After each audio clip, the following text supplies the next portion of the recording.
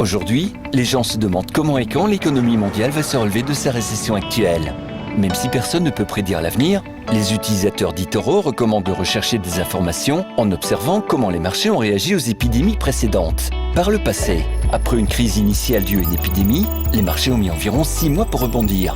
Une baisse à court terme avait tendance à être suivie par la poursuite d'une tendance haussière. Par exemple, la grippe porcine a commencé en 2009. 6 mois plus tard, le S&P 500 a augmenté de 18% et, en un an, il était en hausse de 35%. Bien que les rebonds passés ne permettent pas de prédire ce qui va se passer maintenant, ils peuvent faire la lumière sur ce qui pourrait nous attendre. Vous souhaitez obtenir plus d'informations ? Sur eToro, vous pouvez consulter, poser des questions et comparer les stratégies de plus de 10 millions d'utilisateurs du monde entier. Participez à la conversation sur eToro, le leader mondial des réseaux de trading social.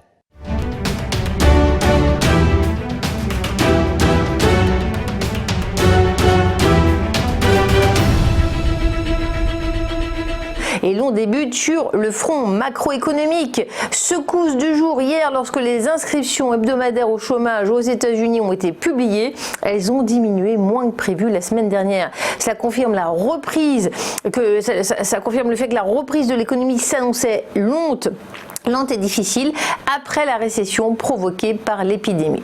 En France, l'Unédic, qui gère le régime d'assurance chômage, anticipe la destruction de 900 000 emplois au 4e trimestre, ce qui entraînerait l'indemnisation de 630 000 demandeurs d'emploi supplémentaires. Selon ses prévisions, l'Unédic enregistrera un déficit de 25,7 milliards d'euros à la fin 2020, d'une ampleur inédite, et une dette de 63,1 milliards liée pour moitié au financement du dispositif de chômage partiel.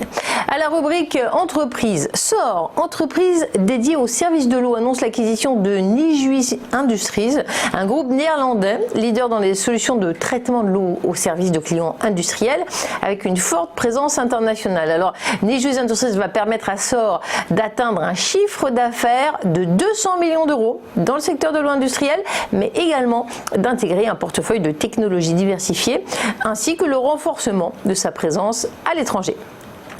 Acquisition encore dans les cosmétiques, cette fois le numéro 1 mondial du secteur. L'Oréal acquiert la marque américaine historique de soins de la peau Thayers Natural Remedies.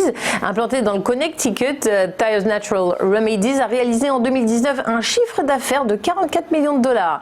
Il est notamment connu pour son best-seller Witch Hazel Aloe Vera Formula Facial Toner, une belle marque pour le groupe L'Oréal.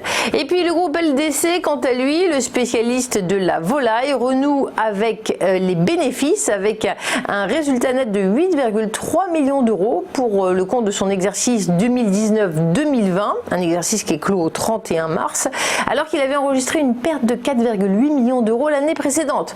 Le chiffre d'affaires, quant à lui, est en repli de 3% à 493,4 millions d'euros.